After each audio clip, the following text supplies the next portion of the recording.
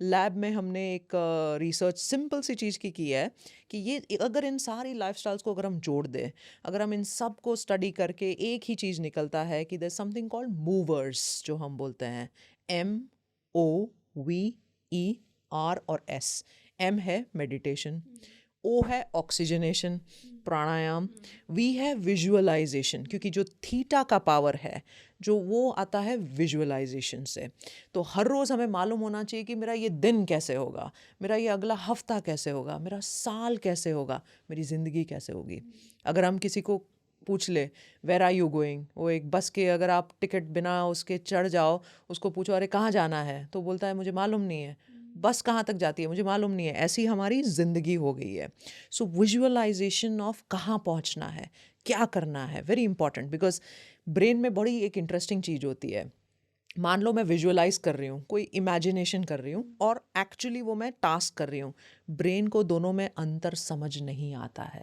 Brain में वो फ़र्क है ही नहीं है कि ये इमेजिन्ड है और ये रियल है। इसीलिए जब हम एग्ज़ाम वगैरह देने जाते हैं या कोई भी करते हैं, तो अगर हम ब्रेन में वो चीज़ दोहरा लेते हैं, बार बार दोहरा लेते हैं, तो वो ब्रेन रेडी रहता है। सारे जो केमिकल्स है, सारी जितनी भी रसायन है, सारी सर्किट्स जो है वो पहले से ही रेडी एक्टिव है, रहती है, प्रेप्ड है। Ready, it is prepped. तो आसान हो जाता है। That is the power of visualisation. Exercise. कितने लोग बस पूरे दिन बैठे रहते हैं, राइट? मैं भी एक one of those couch potatoes हूँ। हमारा काम ही ऐसा है। बट या it is very very important. Moving बहुत ही ज़रूरी है। अब अगर हम लोगों को सवाल भी पूछते हैं, तो बहुत रेयर केस में हमें कोई रेगुलर एक्सरसाइजर मिलता है, which is very important. BDNF है, सीरोटोनिन है, अच्छे मूड वाले केमिकल्स है, डोपामीन है, ये सब हमें उससे मिलते हैं। Reading, very very important. कुछ अच्छा पढ़ना। अब लोग सुबह में उठते हैं, डेल्टा होता है, सडनली आके मोबाइल फ़ोन बीटा वाला शुरू हो जाता है। सो डेल्टा से बीटा की जंप लेते हैं, बिल्कुल नहीं करना चाहिए। सुबह का जो टाइम होता है उसमें ब्रेन के सेक्रेड आ रहे होते it's a sacred hour. It is sacred hour because cortisol peak पे होता है।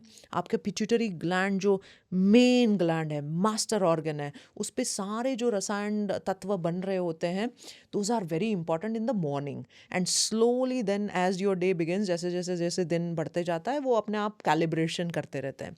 तो सुबह में अगर आपने कुछ पढ़ लिया सकारात्मक, something which is positive, something which is not negative. क्योंकि हम क्या करते हैं, सबसे ज़्यादा देखो, मन की एक धर्म भी है कि उसको डिस्ट्रैक्शन बहुत पसंद है। नेगेटिव हो गया चीज़ तो वो इट विल वेलक्रो की तरह चिपक जाता है माइंड में।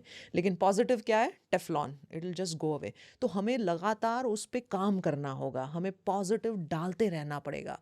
सो मॉर्निंग में उठ के हमने एफर्मेटिव कुछ भी, भले ही it's a small positive this हो, वो पढ़ लिया, तो पूरे दिन हमारा जो मन है उसी पे विचार करता रहेगा, ब्रेन है उसी पे फोकस करता रहेगा।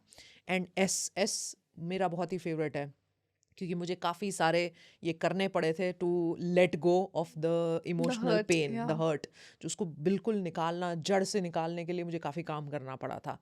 सो scribing is writing out, journaling. Journaling, जो भी नेगेटिव फीलिंग हो, जो भी आपको परेशानी हो, don't go and read again. बाद में वापस पढ़ना ही नहीं है।